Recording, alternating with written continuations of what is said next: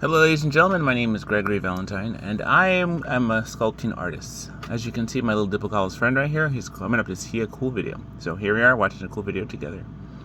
What I have before you here is masking tape, and what I'll be doing is I'm going to go ahead and sculpt a friend of mine who is a plus-size model. And what happens is that she's a really cool person. I came upon we started talking about different things regarding YouTube and about different things. And what happened was I came upon information that I'm a sculpture artist and I can actually sculpt anything in masking tape. So she was like, "Can you sculpt me?" And I said, "I sure can." So the whole story with this, how this all works out, is that when you think about this, it's kind of a very interesting thing.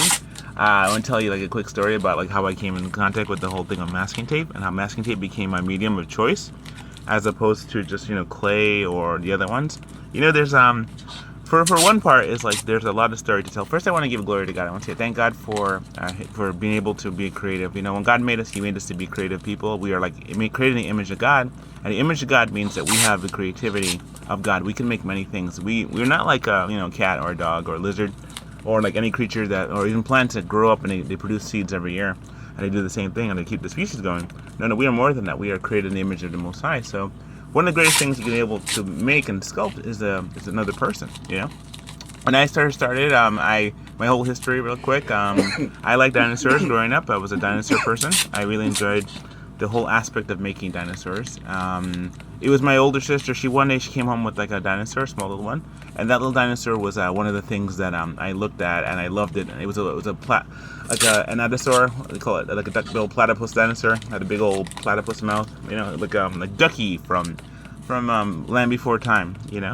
And so it's like that, almost like a little Parasaurolophus without the big head. So it's an anatosaurus, right? And so she gave me one of those, duck-billed dinosaur. And I was so intrigued. After that, I saw the T-Rex and stuff like that. And it was back in 1984, 85, around there. There was my sister and I were watching this video about a dinosaur. But Christopher Reeve did the voiceover for it. And it was a stop motion. And it had Troodon in it. It had all these super cool dinosaurs. And it was such a cool stop animation thing. And at that point, I realized that I liked the whole aspect of animation. I didn't know it was animation at the time that I liked, but I liked the whole thing of dinosaurs. And I vowed I wanted to be a paleontologist. Not so much vowed, but I really wanted to be a paleontologist. So I studied all the names. I still have the same book that I have from when I was a kid, the dinosaur book. And some of my kids look at it. It was a childcraft book from World Book. World Book had this thing for kids, and one of them was called Childcraft. And in the Childcraft book, I went back and forth through that book so many times. I still have it. And whenever I saw a dinosaur, I always wanted to have a dinosaur in my collection. And so what happens was my older sister, she same one who gave me a dinosaur, said one day, "Greg, if you can become a paleontologist, you know what you're gonna be doing all day?" And I was like, "What?" "You're gonna be digging up bones. You're gonna be in the backlands of somewhere in Montana or something, or somewhere in in the middle of a rocky garden or some rocky place. You're gonna be digging up bones to make hypothesis." And I was like, "They're all dead," she said to me, "and they're all dead." And so I was like, "Wow, that's just a terrible thing, because that's no fun." So the next best thing were lizards, and I wanted to have lizards as pets because if you can't have a dinosaur, to have a little dinosaur. And so I had a whole series of little lizards that were pets of mine, and I loved them. And every time we went to Florida or any place like that, I would always try and catch them, and we caught them, and I went to the pet shop and bought some. And long story short, is one of those things where I had lizards for pets, but I wasn't really all that great in taking care of them because I hadn't the mindset yet. I had to kind of grow to that, and I had to read books and study them, because at that point lizards were not really a pet type thing. They were kind of a pet, but not so much. They didn't have all the schooling and books for it, So that's when I was in my middle school years, and I wanted to be a lizard doctor because they kept on getting sick. So you had to be. If you can't be a lizard doctor, you got to become a veterinarian. So when you become a veterinarian, you have to study vet medicine and all that stuff. So when the school I went to, they had a part where you had to be part of a school program, like I did animal science and plant science. I went to agriculture high school here in New York. And when we got there was the whole intention was to become a veterinarian with a whole bunch of other people. There's about maybe 200, 300 of us. And out of that, maybe 2 or 3 of us became veterinarians. I didn't become a veterinarian. I changed my mind in the middle of it because I wanted to go to the Bronx Zoo. There was one of the cadet things in my junior year, my senior year, between junior and senior year. They had a thing request, and I requested to be at the Bronx Zoo. I wanted to work in the reptile house so badly. And it didn't happen that way. I ended up working at Sullivan County, up by Woodstock number 1, in a dairy farm, which I was like, oh wow. So I ended up there. And when I ended up there, I met a veterinarian who hated his job, he hated his life, and he swerved me away from the whole veterinarian procedure thing because he was saying things like, he had a really bad day that day. We were working on a cow together. The cow upside down in the gutter. We had the stomach open, and we were kind of working on it. And I was really just having a ball. This was great because, in the process of all that, you learn anatomy and you learn how things fit together. And if you have a stomach for it, you can endure stuff. And I had to bale hay and milk cows and all that stuff. So I'm a city kid who went up there because I was determined to do this, right? So anyway, so what happened was when I got there, the guy said to me that the whole thing about being a veterinarian, that you're going to be the one to put the animal to sleep. The animal's no matter what you do, the animal's going to die, and you're going to be the one to put the animal to sleep. So I was like, oh my word, that's terrible. So then he kind of just swayed me away from that. I mean, there's more to it, but I want to give God the glory because God kind of directed me to people medicine, and I was going to become like a medical missionary, and I went to become a missionary, and I worked at a mission board.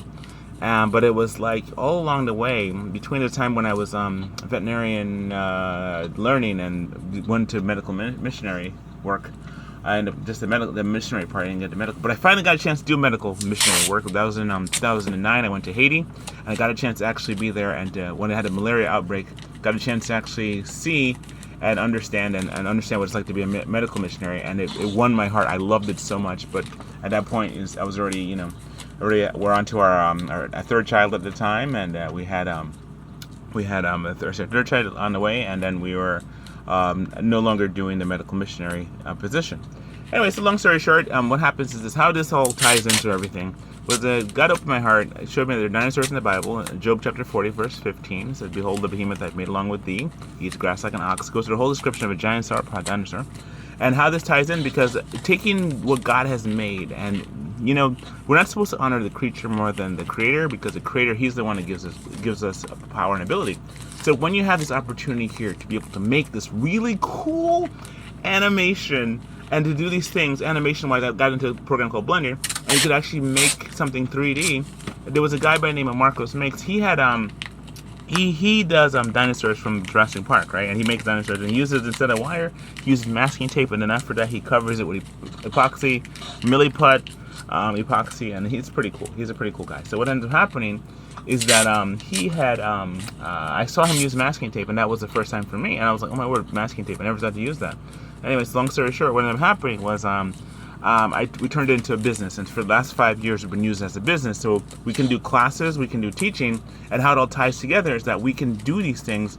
We can make a commission for you. We can actually make anything in masking tape. It's a politician. I mean, I did make a Bernie Sanders once, and he was wearing mittens, and that's the last time. But we don't make politicians because we only make good things. And so I can make creatures, any kind of creature from any kind of movie.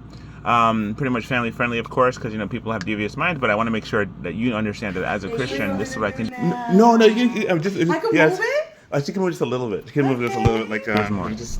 So this is where it gets really cool, because you get a chance to actually see and hear how people are so excited about this. And this art brings joy. This is the art that brings joy to people, and I love doing it. And so.